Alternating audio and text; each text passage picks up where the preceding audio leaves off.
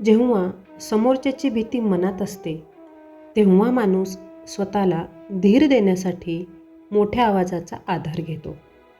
कारण आवाज जरी मोठा असला तरी तो आतल्या भीतीला झाकण्याचा प्रयत्न असतो.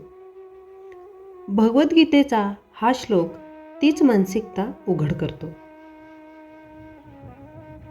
तस्य संजनयन हर्ष कुरुवृद्धः पितामहा सिंहनादम विन द्योच्चे शंखद्योद्धम प्रतापवान. अशा भीष्मांनी मोठ्याने सिंहगर्जनेप्रमाणे आपला शंख वाजविला आणि यामुळे दुर्योधन आनंदित झाला. तात्पर्य: कुरुवंशातील पितामह आपला पौत्र दुर्योधन याच्या अंतःकरणातील भाव समजू शकले आणि त्याच्याबद्दल असलेल्या स्वाभाविक प्रेमामुळे त्यांनी दुर्योधनाला उत्साहित करण्यासाठी मोठ्याने शंख वाजविला. हा आवाज त्यांच्या सिंहासारख्या असणाऱ्या स्थितीला अनुरूपच होता. शंखध्वनीच्या संकेताने त्यांनी आपला पौत्र दुर्योधन याला सूचित केले की त्याला युद्धात विजयी होण्याची शक्यताच नाही, कारण विरुद्ध बाजूला स्वतः परमपुरुष भगवान श्रीकृष्ण आहेत.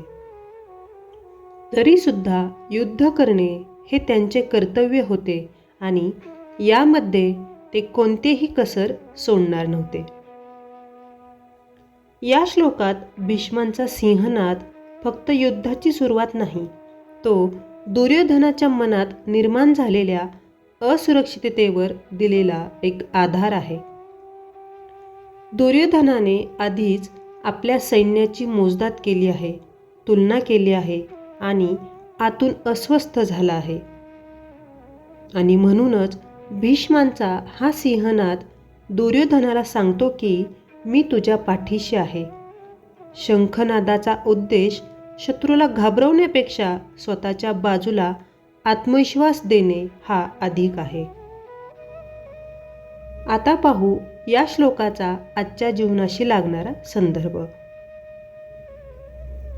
आज आपल्या आयुष्यातही आपण हेच पाहतो. कधी ऑफिसमध्ये, कधी नात्यांमध्ये, कधी नेतृत्वाच्या भूमिकेत. जिथे आतून भीती असते तिथे बाहेरून कडकपणा दिसतो. मोठे शब्द, मोठ्या घोषणा, मोठा आवाज, हे सगळं अनेकदा आतल्या असुरक्षिततेबद्दल प्रतिबिंब असतं. गीता आपल्याला शिकवते की खरा धीर दाखवण्यात नसतो, तर तो जाणीवेत असतो. लक्षात घ्या, खऱ्या आत्मविश्वासाला मोठ्या आवाजाची गरज नसते.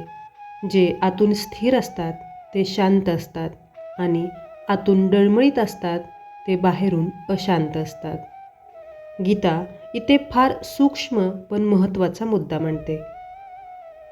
हे शब्द मनाला स्पर्श करतील, विचारांना खोलपणा देतील आणि जीवनात स्थैर्य आणतील. हेच गीतेचं मार्गदर्शन आहे. असेच गीतेचे विचार आणि चिंतनात्मक व्हिडिओ आपल्याला उपयुक्त वाटत असतील तर चॅनलला सबस्क्राईब करून या प्रवासात सहभागी व्हा. जय श्रीकृष्ण. धन्यवाद.